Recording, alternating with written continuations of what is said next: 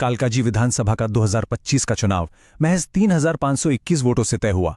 अब ये सिर्फ एक आंकड़ा नहीं है, ये जनता की गहरी भावनाओं और शासन से जुड़ी उम्मीदों का एक आईना है। आज हम इन आंकड़ों के पीछे की कहानी को समझेंगे और ये देखेंगे कि यहां से बेहतर शासन का रास्ता आखिर कैसे बन सकता है। ये है कालकाजी, दिल्ली के दिल में बसी एक अपनी दुनिया। देखिए, किसी भी विश्लेषण को शुरू करने से पहले उस जमीन को पहचानना बहुत जरूरी होता है। ये सिर्फ एक नक्शा नहीं है, ये उन लाखों लोगों का घर है जिनकी उम्मीदें, जिनकी परेशानियां और जिनका भविष्य इसी भौगोलिक सीमा के अंदर बसता है। यहाँ की हर गली, हर बाजार की अपनी एक धड़कन है और यही धड़कनें मिलकर चुनावी नतीजों को आकार देती हैं।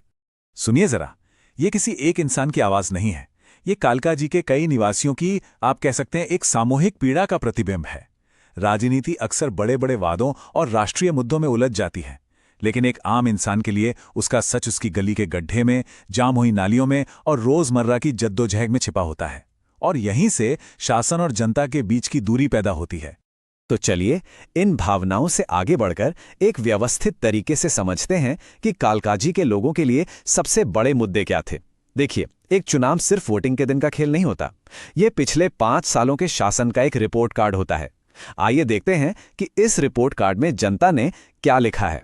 ये जो लिस्ट आप देख रहे हैं, ये किसी राजनीतिक दल के घोषणा पत्र से नहीं आई है, ये सीधे जनता के बीच से आई है। गड्ढों और जाम नालियों से लेकर कूड़े के ढेर और ट्रैफिक जाम तक, ये छोटी छोटी परेशानियां शासन की विफलता का रोज का रिमाइंडर हैं। और जब इनके साथ 52% लोगों की महंगाई और 55% की बेरोजगारी की चिंता जुड़ जाती है, तो ये एक बड़े आर्थिक संकट का संकेत है जो सीधे हर घर पर असर डाल रहा है। इन्हीं बुनियादी नागरिक और आर्थिक समस्याओं ने 2025 के चुनाव की पृष्ठभूमि तैयार की थी। अब हम जमीनी शिकायतों से हटकर चुनाव के ठोस आंकड़ों की ओर बढ़ते हैं। भावनाएं बहुत महत्वपूर्ण हैं, लेकिन लोकतंत्र में अंतिम फैसला मतपेटी में बंद संख्याओं से ही होता है। आइए देखें कि कालकाजी की जनता ने इन संख्याओं के माध्यम से क्या संदेश दिया। 3,521, ये कोई बहुत बड़ी संख्या नहीं है और यही इस पूरे विश्लेषण का केंद्र है। जब जीत का अंतर इतना कम हो तो इसका मतलब है कि हर एक वोट निर्णायक था। इसका मतलब ये भी है कि मतदाताओं की भावना में जरा सा भी बदलाव नतीजों को पलट सकता था। और यही आंकड़ा एक चेतावनी भी है कि किसी भी मतदाता को हल्के में नहीं लिया जा सकता। तो ये हैं चुनाव के मुख्य आंकड़े। कुल मतदाता लगभग 2 लाख के करीब हैं, लेकिन वोट डालने आए सिर्फ 54.71%, मतलब आधे से बस थोड़े ज्यादा। क्या ये कम मतदान जनता की निराशा को दिखाता है? इस बीच आम आदमी पार्टी को मिले 48.8% वोट और भारतीय जनता पार्टी को मिले 45.5%। ये अंतर ही पार्टियों के प्रदर्शन को समझने का एक ठोस आधार है। अब देखिए, जो कहानी उन टॉप लाइन आंकड़ों में छिपी थी, वो यहां बिल्कुल साफ दिख रही है। इस चार्ट को ध्यान से देखिए। 2020 से 2025 के बीच एआरपी का वोट शेयर 3.5% नीचे गिरा। और सवाल यह है कि ये वोट गया कहां? तो ये काफी हद तक बीजेपी के खाते में गया, जिनका वोट शेयर लगभग 3.9% बढ़ गया।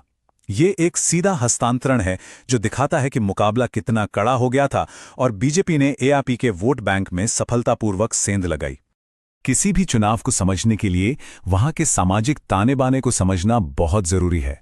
कालकाजी में लगभग 50% मतदाता ओबीसी समुदायों से आते हैं। ये एक बहुत बड़ा और निर्णायक समूह है।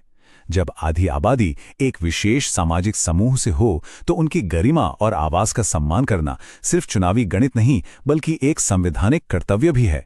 लोकतंत्र की बुनियाद इसी पे टिकी है कि सूचना के आधार पर जिम्मेदाराना सार्वजनिक संवाद हो, जहां हर नागरिक की बात सुनी जाए। कोई भी चुनाव अचानक से नहीं होता, ये दशकों से चल रहे राजनीतिक बदलावों की एक कड़ी होता है। 2025 के नतीजों को सही मायने में समझने के लिए हमें समय में थोड़ा पीछे जाकर कालकाजी के राजनीतिक इतिहास को देखना होगा। चलिए देखते हैं कि पिछले 27 सालों में यहाँ की राजनीति ने क्या क्या मोड़ लिए हैं। ये टाइमलाइन कालकाजी की राजनीतिक यात्रा का सार है। 1998 में कांग्रेस एक बड़ी ताकत थी। 2013 में आम आदमी पार्टी का आगमन होता है, जो आते ही 1/3 वोट ले जाती है। 2015 में एक ऐप सुनामी आती है और कांग्रेस लगभग खत्म हो जाती है। 2020 में एएपी अपनी पकड़ और मजबूत करती है, लेकिन 2025 में कहानी बदल जाती है। बीजेपी की जबरदस्त वापसी होती है और साथ ही मतदाताओं का उत्साह भी कम होता दिखता है। इस पूरी कहानी का सबसे बड़ा पैटर्न है कांग्रेस का पतन और मुकाबले का दो ध्रुवीय हो जाना। जहां 2013 में कांग्रेस का लगभग 28% वोट शेयर था, वो 2025 तक सिमटकर सिर्फ 4% रह गया। और ये जो खाली जगह बनी, इसे सीधे तौर पर आम आदमी पार्टी ने भर दिया।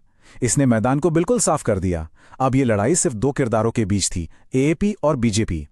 तो अब तक हमने विश्लेषण किया कि क्या हुआ और क्यों हुआ, लेकिन विश्लेषण का असली मकसद भविष्य के लिए एक रास्ता तैयार करना होता है। तो अब हम पीछे देखने के बजाय आगे देखेंगे। सवाल यह है कि एक जनादेश को मिशन में कैसे बदला जाए। यह स्वॉट विश्लेषण रणनीतिक परिदृश्य को बिल्कुल साफ कर देता है। आपकी ताकत है आतिशी का मजबूत प्रोफाइल और उनका वेलफेयर मॉडल। वहीं कमजोरी है संसाधनों की कमी और सत्ता विरोधी भावना। सबसे बड़ा अवसर वही 3521 वोटों का कम अंतर, जिसे सही रणनीति से पलटा जा सकता है। और सबसे बड़ा खतरा है बीजेपी की ओबीसी लामबंदी और उनका डबल इंजन सरकार का शक्तिशाली नैरेटिव, जिसका मतलब है कि केंद्र और राज्य में एक ही पार्टी की सरकार होने से विकास तेजी से होता है। देखिए, किसी भी चुनौती से निपटने के लिए एक संरचित ढांचे की जरूरत होती है। ये चतुर्मुख सिद्धांत वापसी की योजना के लिए एक ऐसा ही ढांचा देता है। इसके 4 चेहरे हैं जो रणनीति के हर पहलू को साधते हैं। आइए संक्षेप में समझते हैं। पहला है चुनावी चेहरा, यानी उन ओबीसी पॉकेट्स पर फिर से पकड़ बनाना। दूसरा, संगठनात्मक चेहरा, हर बूथ पर एक मजबूत टीम खड़ी करना। तीसरा, नैरेटिव चेहरा, शासन के रिकॉर्ड पर सीधी और स्पष्ट बात करना। और चौथा, संसाधन चेहरा, छोटे छोटे दानों से वित्तीय ताकत जुटाना और डिजिटल माध्यमों पर अपनी बात मजबूती से रखना। किसी भी रणनीति को जमीन पर उतारने के लिए एक समयबद्ध योजना चाहिए। ये D90 प्लान उसी का एक उदाहरण है। ये शुरू होता है चुनाव से 90 दिन पहले जमीनी डेटा इकट्ठा करने से। और यहाँ ये सुनिश्चित करना जरूरी है कि हर नागरिक की निजी जानकारी का सम्मान हो और उसका इस्तेमाल सिर्फ उनकी सहमति से तय मकसद के लिए ही किया जाए, जैसा कि भारत का डेटा संरक्षण कानून भी कहता है। फिर 60 दिन पहले जनसंपर्क तेज होता है और आखिरी 30 दिनों में घर घर तक सघन पहुंच बनाई जाती है। अंतिम 10 दिनों का सिर्फ एक मकसद होता है, अपने समर्थकों को वोट डालने के लिए पोलिंग बूथ तक लाना। और अंत में हमें इस पूरी चर्चा को चुनावी रणनीति से ऊपर उठाकर एक बड़े सवाल पर लाना होगा। ये विश्लेषण, ये डेटा, ये रणनीति, इसका अंतिम लक्ष्य क्या है? यही असली सवाल है। आंकड़े, रणनीतियां और अभियान ये सब साधन हैं, साध्य नहीं। असली लक्ष्य है जनता का विश्वास अर्जित करना, ताकि उन गड्ढों को भरा जा सके, उन नालियों को साफ किया जा सके और हर घर तक साफ पानी पहुंचाया जा सके। जब एक जनादेश को मिशन के रूप में देखा जाता है, तभी लोकतंत्र सही मायनों में सफल होता है। If you want to become a people centric leader and uplift your constituency, get in touch with blueprintstrategies.ai at mgr@blueprintstrategies.ai or call 08042041602. Purpose beyond politics.